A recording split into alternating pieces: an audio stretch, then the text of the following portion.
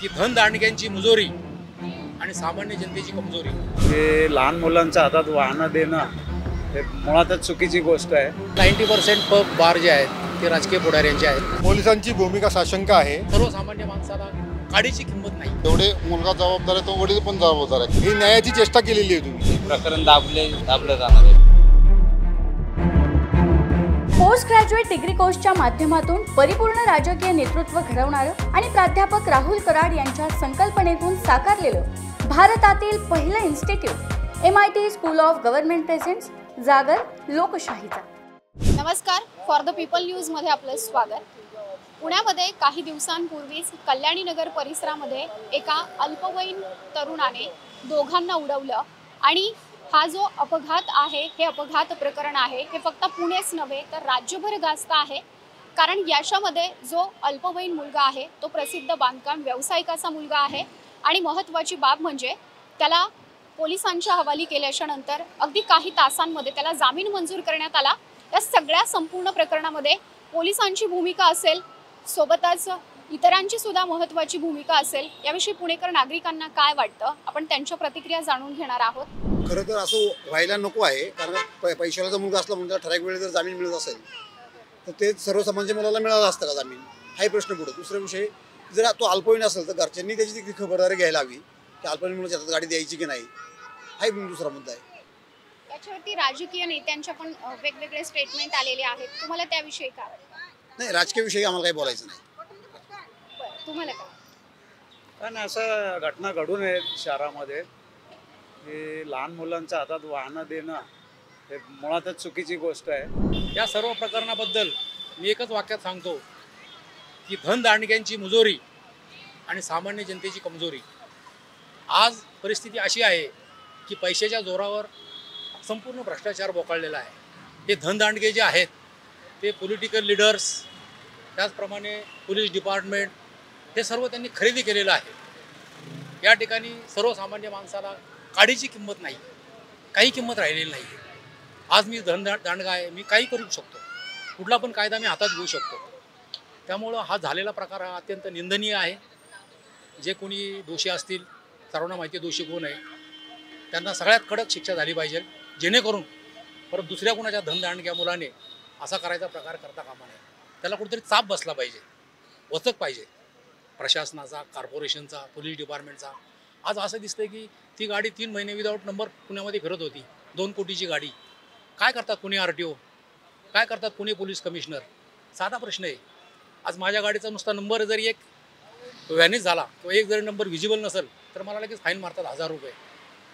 ही without नंबरची गाडी, 2 कोटीची गाडी आणि विदाऊट नंबर 3 महिने फिरते मार्चपासून, याचा अर्थ काय? तुम्ही सगळे कायदे हातात घेतलेत, एवढंच। न्याय मिळेल असं वाटतं का तुम्हाला आणि व्यवस्थित चौकशी होऊ शकेल? नाही, न्याय मिळायला पाहिजे, परंतु काय माहिती आहे का की सध्या संपूर्ण सिस्टीम पोखरलेली आहे, वरपासून खालपर्यंत पूर्ण सडलेली आहे सिस्टीम।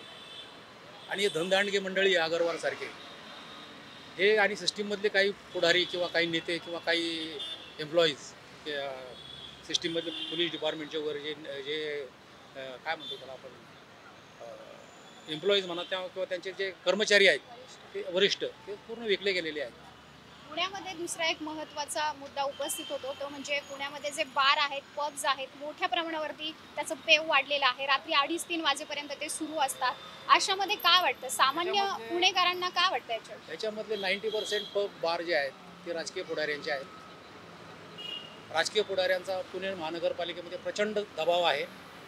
पुणे महानगरपालिकेचा हा ॲक्च्युली अधिकार आहे की कोणाला पबचं लायसन द्यायचं, किती वाजेपर्यंत पब चालू ठेवायचं, हे पोलीस डिपार्टमेंटचं कर्तव्य आहे। परंतु पोलीस डिपार्टमेंट आणि पुणे महानगरपालिका हे सर्व विकले गेलेले आहेत। त्याच्यामुळे मला असं वाटत नाही की याच्यामध्ये काय सुधारणा होतील। तात्पुरतं तुम्ही काय अर्ज केला की तात्पुरतं ते दाखवतात आम्ही असं काय करतो, परत जैसे थे। आपण इतरही पुणेकर नागरिकांच्या प्रतिक्रिया जाणून घेत आहोत। आता ह्या संपूर्ण प्रकरणामध्ये पोलिसांनी बजावलेली भूमिका असेल, राजकीय नेत्यांच्या प्रतिक्रिया असतील, काय वाटतं तुम्हाला त्यांच्या भूमिकेविषयी? त्यात पोलिसांनी सर्वसामान्य लोकांना ही सेवा द्यायला पाहिजे, त्या पद्धतीने देत नाहीत। पण मोठ्या माणसांना जी सेवा दिली काल ती एकदम निंदनीय आहे। जर पहिल्यापासून एक नियम मी ऐकला आहे की जर लहान मुलगा चुकला तर त्याच्या वडिलांना शिक्षा आहे. त्यांची आज कंडिशन अशी की वडील बाहेर पळून गेले. ह्याच्यावरून लक्षात येतं की आपण राजकीय दबावापोटीच पोलीस हे करतात सर्व. ह्याच्यात आता त्यांना अटक करण्यात आली. ते बोलून झाल्यानंतर एक परवाचा एक विषय असेल बघा की बॅगा ज्या दिवशी तुम्ही हेलिकॉप्टरमधनं पकडायच्या होत्या 2 दिवसांनी पकडून काय उपयोग आहे का? तसं आहे की तो पळून गेल्यानंतर सर्व सेटल झाल्यानंतर तुम्ही त्यांच्यावर ॲक्शन घेताय. त्यात किती लोकांच्या काही प्रतिक्रिया झाल्या असतील त्या गोष्टीसाठी, किती लोकांचे फोन गेले असतील, असं सर्वसामान्यांसाठी होईल का? कोण पोलीस माफी देतील का? त्यांच्यावर लगेच ॲक्शन होते. सैन्य आणि क्रीडा क्षेत्रात करिअर करायचे? नेताजी सुभाषचंद्र बोस सैनिकी निवासी शाळा पुणे. ॲडमिशनसाठी संपर्क 960 781 1662. काय वाटतं तुम्हाला या संपूर्ण अपघात प्रकरणाविषयी, पोलिसांनी बजावलेल्या भूमिकेविषयी, राजकीय नेत्यांच्या वेगवेगळ्या प्रतिक्रिया आल्यात त्याच्याविषयी? पोलिसांची भूमिका साशंक आहे.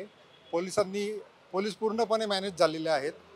आता जे काही आपल्याला टी व्हीवरून न्यूजपेपरमधून या माध्यमातून जे आपल्याला दिसतंय त्याच्यामध्ये पूर्णपणे असं दिसतंय पोलिसांमध्ये पूर्णपणे राजकीय दबावाखाली किंवा पोलिसांनी पैसे घेऊन हा व्यवहार केलेला आहे.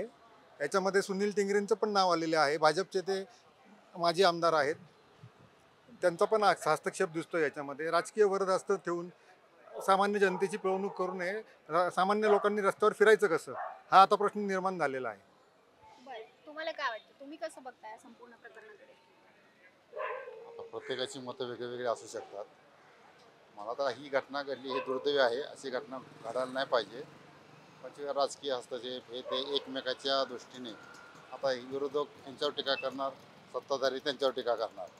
पण ह्या दोघांनी एकमेकावर टीका न करता जी घटना घडलेली आहे ती घटना घडू नये यासाठी काय करता येईल, किंवा आता पोलिसांचा जो सगळं प्रत्येकाने म्हणजे वेगवेगळ्या प्रतिक्रिया दिलेल्या आहेत त्या प्रतिक्रियेला अनुसरून मला असं म्हणायचं आहे, ठीक आहे प्रशासन त्याचं काम करत असतं, पण हे राजकीय लोक त्याच्यामध्ये सुद्धा पोळी भाजून घेतात.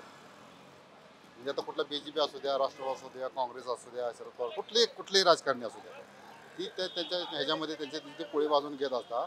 पण हे प्रत्येकाने राजकारण न करता ती घटना कशी घडली, पण ह्याच्यापुढे घटना घडू नये, जे दोन मुलं त्याच्यामध्ये एक्सपायर झालेले आहेत त्यांना न्याय कसा मिळवला जाईल किंवा मिळाल ह्याच्यावरती त्यांनी लक्ष केंद्रित केलं पाहिजे. आणि जो आरोपी आहे तो म्हणजे त्याचं वय नसताना तो गाडी चालवतो, मग त्याला कुणी गाडी दिली, कशी दिली, त्याला परमिशन नाही का, म्हणजे त्याच्याकडे लायसन्स नसताना त्यांनी गाडी कशी काय चालवली. त्याला जामीन मंजूर झालाय, ज्या अटी आहेत त्या अटींबद्दल काय वाटतं? हां, मग ते सांगतो की ज्या अटी आहेत ना, अटी घातलेल्या आहेत तर त्याला जामीन मंजूर झाला आहे. हे म्हणजे आता बाकीचे बोलत आहेत, ॲक्च्युअली जामीन मंजूर व्हायला नाही पाहिजे. त्याच्या वडिलांना पण शिक्षा झाली पाहिजे. कारण वडील जेवढे मुलगा जबाबदार आहे तो वडील पण जबाबदार आहे. कारण त्याच्या लायसन्स नसताना, त्याचं वय नसताना त्याला गाडी चालवायला देणं, आणि शिवाय ते मद्यपानाचा पण विषय आहे त्याच्यात. मग एवढे लहान लहान मुलं जर मद्यपान करून रात्रीचे बेरात्रीचं 2-2:30 वाजता बाहेर फिरत आहेत, हे जशी प्रशासनाची किंवा पोलीस अधिकाऱ्याची जबाबदारी तशी घरच्यांची पण जबाबदारी आहे. ती आईवडिलांनी पण त्यांच्याकडे लक्ष दिलं पाहिजे, किंवा आपला मुलगा कुठं जातो, काय करतो, ह्या गोष्टीकडे सुद्धा घरच्यांनी पण लक्ष दिलं पाहिजे असं माझं. बाल सुधारगृहामध्ये मुलाला का नाही ठेवलं? जामीन दिलात हे चुकीचं केलं तुम्ही. बाल सुधारगृहामध्ये त्याला त्याची रवानगी करायला पाहिजे होती. आणि निबंध लिहा, चौकात ट्रॅफिक कंट्रोल करा. मग ही न्यायाची चेष्टा केलेली आहे तुम्ही. जे 2 व्यक्तींचा प्राण गमावलेत त्यांचा तुम्ही कुठेच विचार केलेला नाही. त्याच्याकडे मुलाच्या बापाकडे असलेला पैसा बघून तुम्ही त्याला जामीन दिलेला आहे. ते असा पैशावाल्याचा मुलगा, एक बिल्डरचा मुलगा म्हणून त्याला न्याय मिळाला आहे. लगेच बर्गर वगैरे ते आणून दिले पोलिसांनी वगैरे, हे चुकीचं कारण झालं. पुण्यामध्ये पब्स वगैरे मोठ्या प्रमाणावरती पाहायला मिळतात. रात्री 2:30-3 वाजेपर्यंत हे सगळं पुण्यामध्ये सुरू असतं. काय वाटतं तुम्हाला या सगळ्या? चुकीचं आहे. हे श्रीमंतांचे पोरं जी करतात रात्रीचे दारू पिऊन धिंगाणे वगैरे, हे चुकीचं आहे. आणि पोलिसांच्या भूमिकेविषयी काय वाटतं तुम्हाला? त्यांनी ह्या प्रकरणामध्ये पार पाडलेली भूमिका? नाही, चुकीची आहे भूमिका ही चुकीची भूमिका पोलिसांची. पोलिसांनी असं वागलं नाही. सामान्य नागरिकाला असा न्याय देत नाही आणि श्रीमंतांच्या वेगळा न्याय देतात. या प्रकरणाचा योग्य तपास होऊ शकेल वाटतं तुम्हाला? नाही होऊ शकणार. हे प्रकरण दाबलं जाणार हे प्रकरण. पुणेकर नागरिकांच्या प्रतिक्रिया पाहिल्या तर त्या एकूणच संतप्त येत असल्याचंच चित्र पाहायला मिळालेलं आहे. कारण हा संपूर्ण घडलेला जो प्रकार आहे याविषयी आणि आत्तापर्यंत यामध्ये घडलेल्या घडामोडींविषयी पुणेकर नागरिकांना काय वाटतं त्यांची मतं जाणून घेतलेली आहेत आणि त्यांनी संतप्त अशाच प्रतिक्रिया दिलेल्या आहेत. तुम्हाला काय वाटतं तुमचं मत कमेंट बॉक्समध्ये जरूर कळवा. कॅमेरामॅन रोहित वनकट्टेसह मी Madhuri Kumkar for the People News Pune.